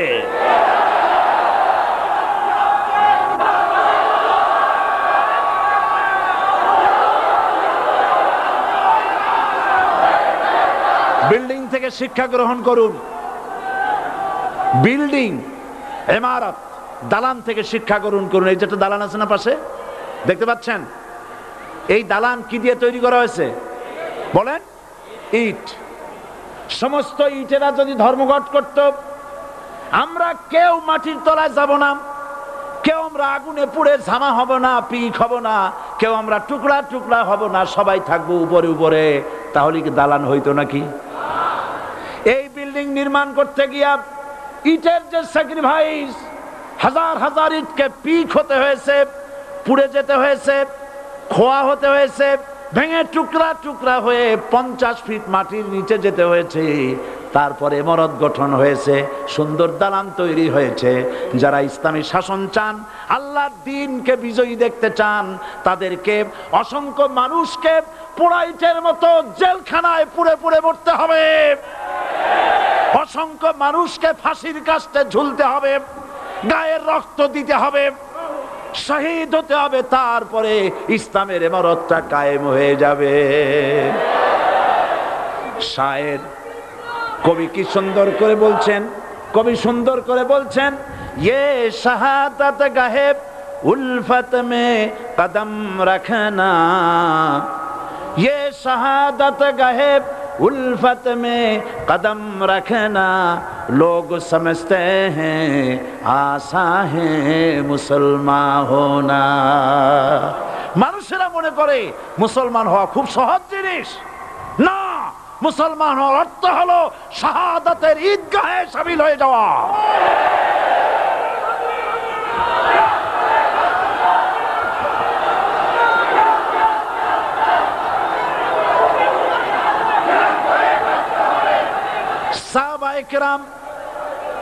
সাহাবায়ে কেরাম মার খেলেন, এবার স্বয়ং আল্লাহর নবীর গায়ে হাত তুলল। আবু জাহেল এসে হুজুরকে মারলেন, গলায় চাদর দিয়া এমন জোরে টান মেরেছে রাসূলুল্লাহ পড়ে গিয়েছেন। হাদিসে এসেছে হুজুরের চোখ মোবারক ঠিকরে পড়ে যেতেছে, চেহারা মোবারক লাল হয়ে গিয়েছে, জমিনের উপরে আছাড় মেরে ফেলেছে। রাসূলের এই অবস্থা দেখে হযরতে হামজা তখনও কাফের ছিলেন, শিকার থেকে এসে তিনি এই দৃশ্য দেখলেন, দাসীর মুখে শুনলেন, ছুটে চলে গেলেন আবু জাহেলের বাড়িতে। যায় বলে, আবু জাহেল রে, তুই মুহাম্মদ সাল্লাল্লাহু আলাইহি ওয়াসাল্লাম মেরেছিস, বল কেন মারলি? এমন ভালো মানুষ তো জীবনে চোখে দেখি নাই, যিনি কোনো মিথ্যা কথা বলেন না, ভালো ভালো কথা বলেন, এক আল্লাহর গোলামি করার জন্য বলেন। এই সব ভালো কথা বলার জন্যই তুই তারে মারলি নাকি? আরে আবু জাহেল, তুই কি মনে করেছিস মুহাম্মদ সাল্লাল্লাহু আলাইহি ওয়াসাল্লাম তার পিতা আব্দুল্লাহ মারা গেছে বলে মুহাম্মদ সাল্লাল্লাহু আলাইহি ওয়াসাল্লাম এতিম হয়ে গেছে মনে করেছিস নাকি? জেনে রাখ, মুহাম্মদ সাল্লাল্লাহু আলাইহি ওয়াসাল্লামের পিতা আব্দুল্লাহ মারা গেছে, কিন্তু চাচা হামজা তো মরে যায় নাই। হাতের ধনুক দিয়া এমন জোরে আঘাত মারলেন, আবু জাহেলের মাথা ফেটে রক্ত ফিনকি দিয়ে বেরিয়ে এলো। হযরতে হামজা ঘরে ফিরে এসে রাসূল করিম সাল্লাল্লাহু আলাইহি ওয়াসাল্লামের মস্তক মোবারক কোলে উঠায় নিলেন আর বললেন, বাবা, তোমাকে মেরেছে বলে আমি আবু জাহেলের মাথাটা ফাটাই দিয়ে আসছি, তুমি খুশি হও। হুজুর বলছেন, চাচা, কার মাথা ফাটাইছো এইটা বলে আমারে খুশি করতে পারবা না। হযরতে হামজা বলেন, তুমি কি হলে খুশি হবে? হুজুর বলেন, হামজা চাচা গো, আমি খুশি হব যদি একটিবার চাচা তোমার মুখে শুনতে পাই ইমানের কালেমা। হযরতে হামজা বলেন, মুহাম্মদ সাল্লাল্লাহু আলাইহি ওয়াসাল্লাম, আমি বুঝতে পেরেছি তুমি কোনো সাধারণ মানুষ নয়। সাধারণ মানুষ হলে পরে তুমি প্রতিশোধে বিশ্বাসী হতে, খুশি হতে। প্রতিশোধে বিশ্বাসী হও নাই, তুমি অবশ্যই আল্লাহর নবী, কোনো সন্দেহ আমার নাই। তুমি সাক্ষী থাকো, আমি পড়ে নিলাম, লা ইলাহা ইল্লাল্লাহু মুহাম্মাদুর রাসূলুল্লাহ। জোরে পড়ে, লা ইলাহা ইল্লাল্লাহু মুহাম্মাদুর রাসূলুল্লাহ। ঘাবড়াবার কারণ নাই। এর অর্থ এই নাই যে আপনারা কালেমার দাওয়াত দিবেন আর রাষ্ট্রশক্তি আপনারে পিটাইতেই থাকবে, আপনার কোনদিন আপনার সুদিন ফিরে আসবে না। বিষয়টা কি এমন না? আমার আল্লাহর ওয়াদা শুনুন, ওয়ালা তাহিনু ওয়ালা তাহজানু ওয়া আনতুমুল আলাউনা ইন কুনতুম মুমিনিন। মুমিন যদি হও, আমি তোমাদেরকে বিজয় দান করব। সুবহানাল্লাহ বলেন। আজ যদি আমাদের উপরে বিপদ এসে থাকে, তাহলে তার একমাত্র কারণ পূর্ণাঙ্গ ঈমানের অভাব আমাদের মধ্যে রয়েছে, ঠিক কিনা? আজ পৃথিবীতে সব থেকে মার খায় কারা? চিল্লায় বলো। আলজেরিয়ায় কারা? বসনিয়ায় কারা? চেচনিয়ায় কারা? প্যালেস্টাইনে কারা? আহা, প্যালেস্টাইনের মুসলমানদেরকে মেরে মেরে শেষ করে দিল। দেখছেন ছবিতে না? দেখেন না? প্যালেস্টাইনের মুসলমানদের যে কে যখন মারা হচ্ছে, বাংলাদেশের প্রধানমন্ত্রী তখন আমেরিকায় ক্লিনটনের সঙ্গে কথা বলতেছেন। তিনি ক্লিনটনের কাছে তার পিতৃ হত্যার জন্য দায়ী সাজাপ্রাপ্ত 3 জন ব্যক্তিকে ফেরত চাচ্ছিলেন। আমার দৃষ্টিতে এটা কোনো অপরাধ নয়। সন্তান তার পিতার প্রতি আকর্ষণ থাকবেই। আমার আপত্তি সেখানে আপনি প্রধানমন্ত্রী শুধু শেখ পরিবারের প্রধানমন্ত্রী নন, শুধু আওয়ামী লীগের প্রধানমন্ত্রী হওয়া উচিত নয় আপনার। আপনি পৃথিবীর 2য় বৃহত্তম বাংলাদেশের 12 কোটি মুসলমানের প্রধানমন্ত্রী। পিতৃ হত্যার আসামি ফেরত চাইলেন, কিন্তু বিল ক্লিনটনের আশ্রয় প্রশ্রয় লালিত পৃথিবীর অসভ্য জাতি সন্ত্রাসী ইহুদিরা প্যালেস্টাইনের মুসলমানদেরকে পাখির মতো গুলি করে হত্যা করছে। আপনি কেন এর জবাব চাইলেন না?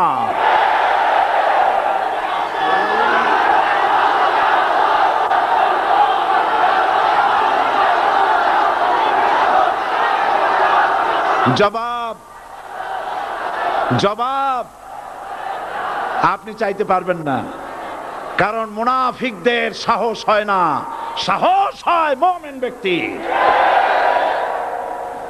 বিল ক্লিনটনকে বলা দরকার ছিল, এই ইসরায়েলকে তোমরাই বসিয়েছো, মধ্যপ্রাচ্যের বিষ ফোড়ায় পরিণত করেছো তোমরা।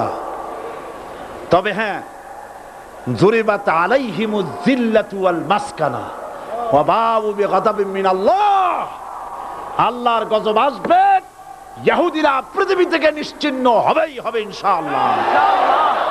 দেখেছেন তাকায়া প্যালেস্টাইনে ইসরায়েলিরা হেলিকপ্টার, গানশিপ, কামান, বোমা নিক্ষেপ করছে, আর প্যালেস্টাইনের শিশু কিশোর যুবকেরা ইহুদিদের নিক্ষিপ্ত বোমা আর কামানের মোকাবেলা করতেছে পাথর দিয়ে।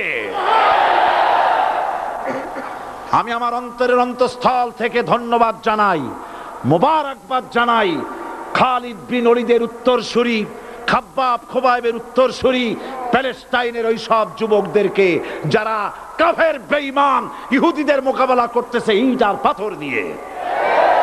আর আমি আমার অন্তরের অন্তঃস্থলের সমস্ত ঘৃণা দিয়ে আমি ধিক্কার জানাই পৃথিবীর মুসলিম শাসকদেরকে, যারা মুসলমানদের মার দেখে চুপ করে যারা বসে আছে।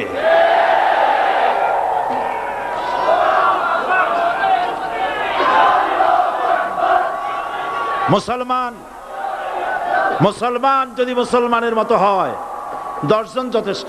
কয়জন যথেষ্ট? কোথায় আছে কথা? আল্লাহ পাক কোরআন শরীফের মধ্যে বলেছেন, একজন যদি হও ইমানদার মুত্তাকি 10 জনের উপরে বিজয়ী হবে। 10 জন যদি হও 100-এর উপরে বিজয়ী হবে। 100 যদি হও 1000-এর উপরে বিজয়ী করব। জোরে বলেন সুবহানাল্লাহ। কবি বলতেছেন, ফিজায়ে বদরে পয়দা কুন ফেরেশতে তেরি নুসরত কো উতার সকতে গর্দু সে কতর অন্দর কতর আবি। বদরের মুসলমানদের মতো ঈমান আনো, তাহলে আকাশ থেকে কাতারে কাতারে ফেরেশতা নাজিল করে দিয়ে আল্লাহ পাক তোমাদেরকে সাহায্য করবেন। সুবহানাল্লাহ। সে আল্লাহ আছে না নাই? জোরে বলেন, আছে না নাই?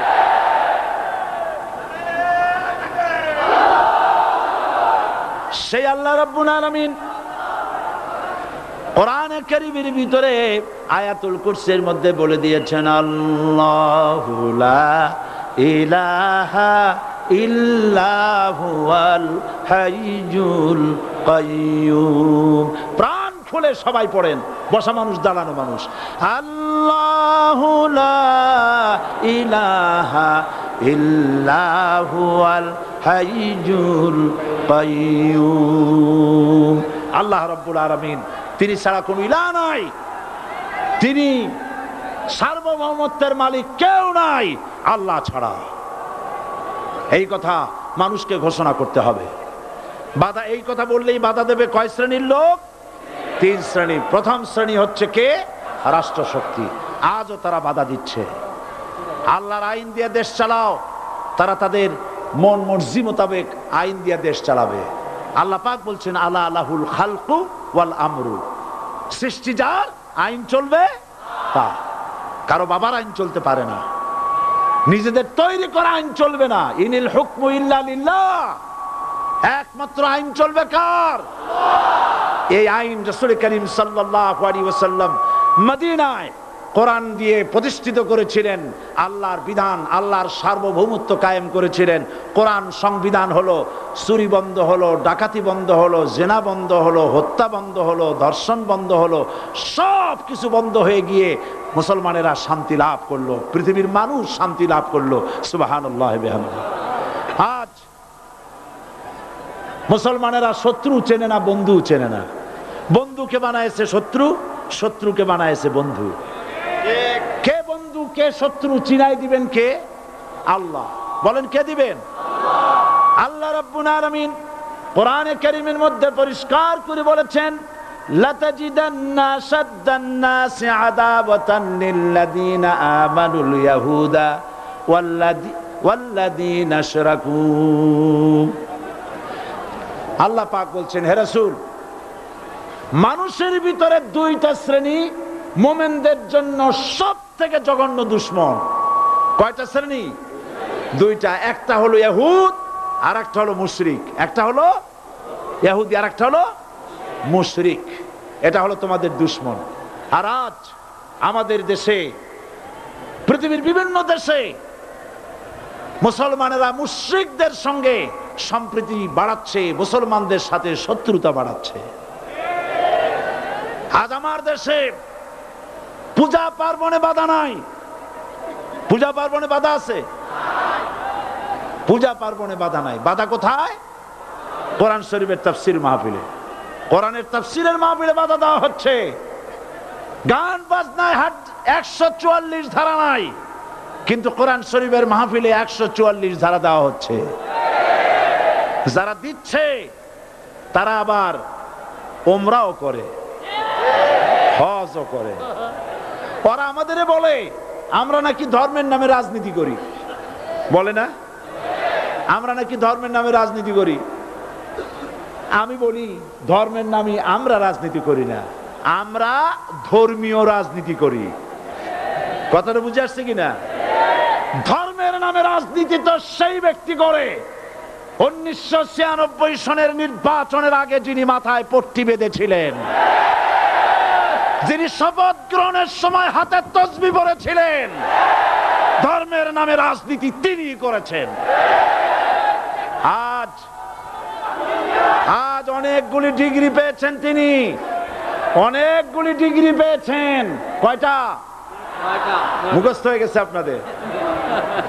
শকুনেরা, শকুন যদি গরুর গোশত কিনে খাওয়া লাগতো, 80 টাকা কেজি দরে শকুনে এত গোশত কিনা খাইতে পারতো না। লেখাপড়া করে যদি ডিগ্রি নেওয়া লাগতো, এত ডিগ্রি কপালে জুটতো না। পয়সা দিয়া ম্যানেজ করা ডিগ্রি। কিন্তু 9টা নিলে কি হবে? আসল ডিগ্রিটা এখনো বাকি আছে। আসল ডিগ্রি কোনটা? নির্বাচনের আগে পট্টি বেঁধে তসবিহ নিয়ে গোটা জাতিকে যে সফলভাবে প্রতারণা করতে আপনি পেরেছিলেন, মহা প্রতারক হিসেবে সেই ডিগ্রি আগামী নির্বাচনের মোক্ষম সময় জনগণ আপনার গলায় পরায় দেবে।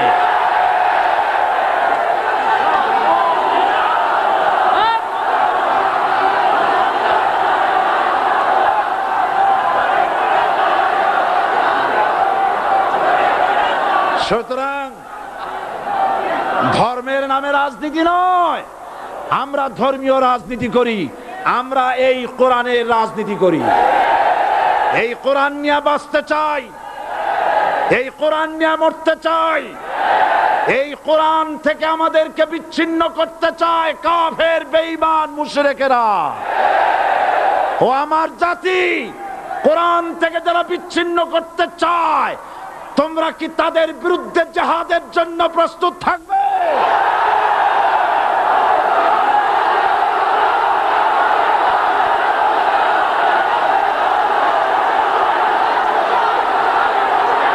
বসেন, বসেন, বসেন, বসেন, বসেন। আমি আমি বুঝতে পেরেছি বিষয়টা কি। আসরের পরের থেকে বসা তো, সুযোগ পাইয়া খাড়া হইয়া কোমর সোজা করলেন। বসেন সবাই, বসেন। কোমর সোজা হয়ে গেছে, বসেন। এত বড় মাহফিল, জীবনে আর একটা পাবো নিশ্চয়তা আছে কি? জোরে বলেন আছে? আজ আমাকে কথা বলতেই হবে ইনশাআল্লাহ, কারণ আগামীতে আবার আপনাদের সাথে দেখা হবে কিনা আমি জানি না। কথা বলতেই হবে। বসেন, কেউ দাঁড়িয়ে থাকবেন না। আমি দেখতে পাচ্ছি বাংলাদেশের ভাগ্য আকাশে উত্তর গগনে কালো মেঘ জমা হয়েছে, ঝড়ের পূর্বাভাস লক্ষ্য করছি। যদি মোকাবেলা করতে না পারেন সক্ষম ভাবে, এমন অন্ধকার গাঢ় কালো অমাবস্যার রাত আসতে পারে যার সুবে সাদেক হওয়া অসম্ভব। সুতরাং আপনারা কি কাপুরুষের মতো কাফের মুশরিকদের গোলামি করে মরতে চান? বিড়ালের মতো 500 বছর বেঁচে থাকার কোনো লাভ নাই। সিংহের মতো 1 ঘন্টা বাঁচতে চাই। আমাদেরকে বলা হয় সাম্প্রদায়িক উস্কানিমূলক কথা নাকি আমি বলি। পত্রপত্রিকা দিছে না তারা? সাম্প্রদায়িক উস্কানি কথা, সাম্প্রদায়িক উস্কানিমূলক কথা বলি। সেই জন্যই বোধহয় শত শত মুসলিম আমাদের কাছে এসে মুসলমান হয়। মানুষে আর বোকা বানানো যাবে না। যাবে কি? আর বোকা বানানো যাবে? তারপর বলছে কি? এরপরে বলছে, আমাকে বলছে রাজাকার। শুনে রাখো চট্টগ্রামের লক্ষ লক্ষ জনতা, পার্লামেন্টে যখন আমাকে এই কথা বলা হয়েছিল, আমার পার্লামেন্টের কলিগ জাফরুল্লাহ চৌধুরী সাহেব বসে আছেন এখানে। হ্যাঁ, জাফরুল ইসলাম চৌধুরী বসে আছেন পাশে। প্রধানমন্ত্রী সুদ্ধা, অন্তত 3 শতাধিক পার্লামেন্টের সম্মানিত সদস্যরা সেদিন বসা। 1997 সনের বাজেট বক্তৃতা যখন আমি করতেছিলাম, ডক্টর কুদরতে খোদা, নাম রাখছে কুদরতে খোদা, আসলে গজবে খোদা। এই লোকটি নাস্তিক, ইসলামের চূড়ান্ত দুশমন। তার প্রণীত শিক্ষা ব্যবস্থার যখন সমালোচনা করছিলাম, ট্রেজারি বেঞ্চ থেকে আমাকে বলা হলো রাজাকার। আমি আমার সমস্ত শক্তি একত্রিত করে বলেছিলাম, শুধুমাত্র হিন্দুস্তানের রাজাকারেরাই আমাকে রাজাকার বলতে পারে। আমি বলেছিলাম 1973 সন পর্যন্ত আমি বাংলাদেশের কোন রাজনৈতিক দলের নেতা এবং কর্মী ছিলাম না। আমি রাজাকার নই। আমাকে রাজাকার বলে যদি তাকেও প্রমাণ করতে না পারে, 10 কোটি টাকার মানহানি মামলা দায়ের করব। আমার এই বক্তব্য সারা দুনিয়া শুনেছে। পার্লামেন্টে আমার এই বক্তব্য রেকর্ড হয়ে আছে। সেদিন 3 শতাধিক পার্লামেন্ট মেম্বারের কেউ আমার চ্যালেঞ্জ গ্রহণ করেন নাই। যে কোনো ব্যক্তি পার্লামেন্টে গিয়ে আমার বক্তৃতা দেখে আসতে পারেন। এরপরে 1997 সনের 7 অক্টোবর দৈনিক জনকণ্ঠ পত্রিকা যখন আমার বিরুদ্ধে লিখলো, সেই পত্রিকায় সাইদির ওপেন চ্যালেঞ্জ 8ম পাতা, 1997 7 অক্টোবর, এত বড় 2 কলামে হেডিং। সেখানে আমি বলেছি, বাংলাদেশের সকল সাংবাদিক, গোয়েন্দা বিভাগ, বাংলাদেশের সকল বুদ্ধিজীবীকে আমি আমার পিরোজপুরে আমন্ত্রণ করছি। আমার উপস্থিতিতে যদি কেউ প্রমাণ করতে পারে বাংলাদেশের স্বাধীনতা যুদ্ধের বিরুদ্ধে আমার কোনো ভূমিকা ছিল, সজ্ঞানে স্বেচ্ছায় জাতীয় সংসদের সদস্য পদ থেকে পদত্যাগ করব। 3 বছর পার হয়ে গেছে, আজ পর্যন্ত কেউ এই চ্যালেঞ্জের মোকাবেলা করে নাই। সুতরাং আমাকে যারা রাজাকার বলবে, তারা পিতৃ পরিচয়হীন অবৈধ সন্তান। 1971 সনের, শোনো মুসলমানেরা, 1971 সনের কোন কাদা সাইদির গায়ে লাগে নাই। আমাকে রাজাকার বলে জনগণ থেকে বিচ্ছিন্ন করবা, জনগণ থেকে আমারে বিচ্ছিন্ন করা যাবে না। কারণ এই জনগণ আমার জন্য আসে না, এই জনগণ আসে আল্লাহর কোরআনের জন্য।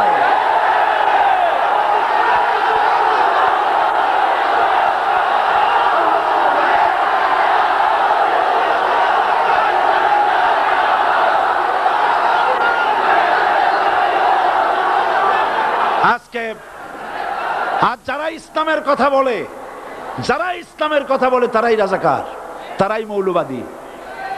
মৌলবাদী বললে আমরা অসন্তুষ্ট হই না, কারণ মৌলবাদী শব্দটা আসছে মূল থেকে।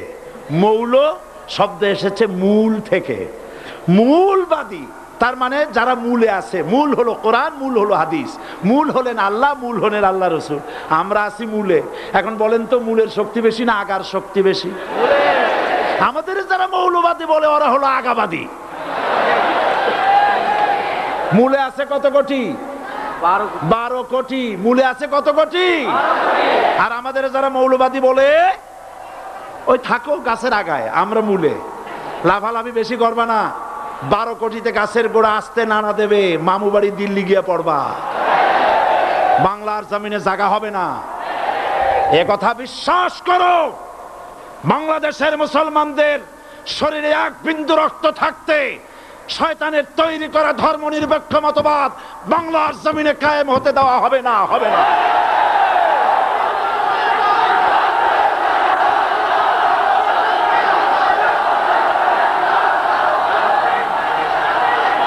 রাসূল করিম সাল্লাল্লাহু আলাইহি ওয়াসাল্লাম কোরআন প্রতিষ্ঠার জন্য আন্দোলন করেছিলেন।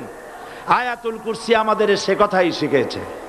আল্লাহ রাব্বুল আলামিন বলেন, আল্লাহু লা ইলাহা ইল্লা হুয়াল হাইয়ুল কাইয়্যুম। প্রাণ খুলে পড়েন, আল্লাহু লা ইলাহা ইল্লা হুয়াল হাইয়ুল কাইয়্যুম। আল্লাহ হচ্ছেন তিনি যিনি ছাড়া কোনো ইলাহা নাই, আইনদাতা নাই, বিধানদাতা নাই। আমরা মানুষের তৈরি করা আইন মানি না। 12 কোটি মুসলমানের দেশে আইন তৈরি করবে মানুষ, আমরা মানব না।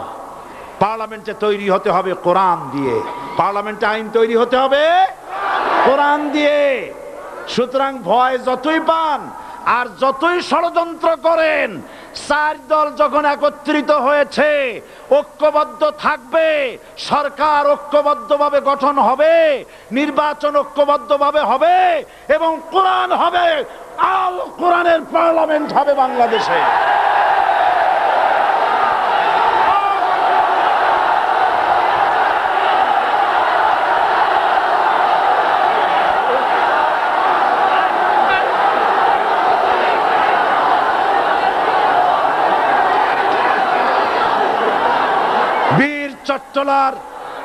বীর চট্টলার মুসলমানেরা, বীর চট্টলার মুসলমানেরা স্বাধীনতার ঘোষণা এই চট্টগ্রাম থেকে স্বাধীনতার মহান ঘোষক প্রেসিডেন্ট জিয়াউর রহমান সাহেব দিয়েছিলেন। এই চট্টগ্রাম থেকেই ইসলামী রাষ্ট্রের ঘোষণা হবে।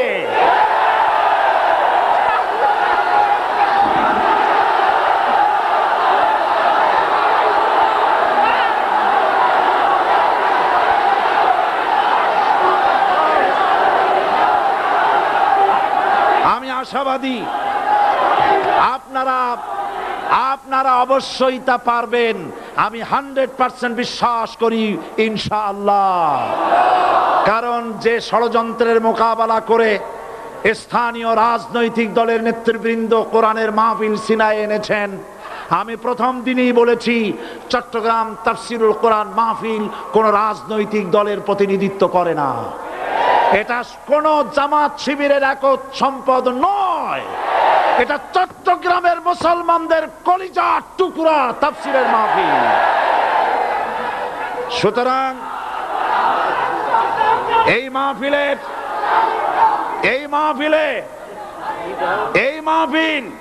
চট্টগ্রামে থাকবে ইনশাআল্লাহ কিয়ামত পর্যন্ত। 144 ধারা 288 হয়ে গেছে, ষড়যন্ত্র পায় পায় চলে গেছে। আমি ওই সব ছেলেদের বলি, সরকারি দলের ছাত্র হইয়া মুসলমানদের বিপক্ষে যাইও না।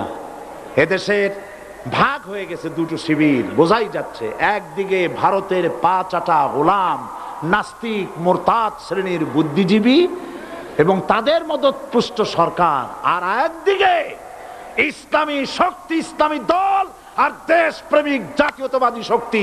একদিকে হিমালয় পাহাড় আর একদিকে সূচো ইঁদুর। আল্লাহ বিজয় দেবে মুসলমানদের। কাদের বিজয় হবে? বাংলাদেশে কোরআনের রাজ কায়েম হোক, তাকে আপনারা চান? কারা কারা চান দুহাত উঁচু করে দেখান। দাঁড়াবেন না, দাঁড়াবেন না।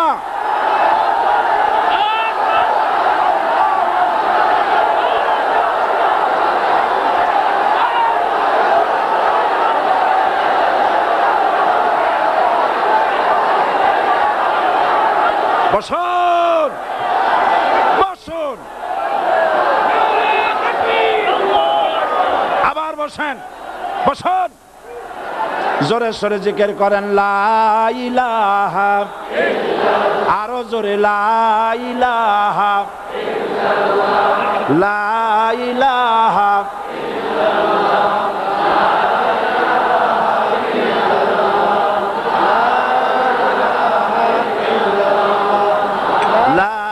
ইল্লাল্লাহ, ইল্লাল্লাহ, লা ইলাহা ইল্লাল্লাহ, লা ইলাহা ইল্লাল্লাহ মুহাম্মাদুর রাসূলুল্লাহ। যারা যেখানে দাঁড়িয়েছেন বসুন। তিন শ্রেণীর লোকেরা আল্লাহর কালেমায় বাধা দিয়েছে। কয় শ্রেণী? একটা হলো রাষ্ট্রশক্তি, 2 নম্বরে মনে আছে ধনাঢ্য পুঁজিপতির গোষ্ঠী, ওরাও বাধা দিয়েছে। কারণ ইসলামকে বলা হয় পুঁজিবাদের আশ্রয়স্থল। নাউজুবিল্লাহ। সর্বপ্রথম ইসলাম কবুল করেছে কারা? ধনীরা না গরিবরা? কারা? গরিবেরা। সুতরাং ধনাঢ্য ব্যক্তিরা মনে করলো যে আমাদের তো সর্বনাশ হয়ে যাবে, আমরা দাস দাসী ধরে রাখতে পারবো না, আমরা মানুষকে শোষণ করতে পারবো না, যে নতুন কলেমার দাওয়াত আসছে। সুতরাং সরকারের হাতকে তারা পয়সা দিয়া শক্ত করেছে আর বলেছে যত টাকা লাগে এই লোকগুলারে ঠ্যাঙ্গান। আজও আছে কিনা? তা আছে কিনা? 3 নম্বরে বাধা দিয়েছে ধর্মের নামের এক শ্রেণীর কায়েমি স্বার্থবাদী শক্তি, যার সম্পর্কে সূরা তাওবায় আল্লাহ পাক বলেছেন ইন্না কাসীরাম মিনাল আহবারি ওয়ার রুহবান লা ইয়াকুলুনা আমওয়ালান নাস বিল বাতিল ওয়া ইয়াসুদ্দুনা আন সাবিলিল্লাহ। ইহুদি আহলে কিতাবদের মধ্যে এক শ্রেণীর বুজুর্গ ধরনের লোক, দরবেশ জাতীয় লোক, যারা নাকি মানুষের সম্পদকে বাতিল পন্থায় ভক্ষণ করে, ওয়ায়াসুদ্দুনা আন সাবিলিল্লাহ, এবং আল্লাহর রাস্তায় চলার জন্য মানুষকে বাধা প্রদান করে।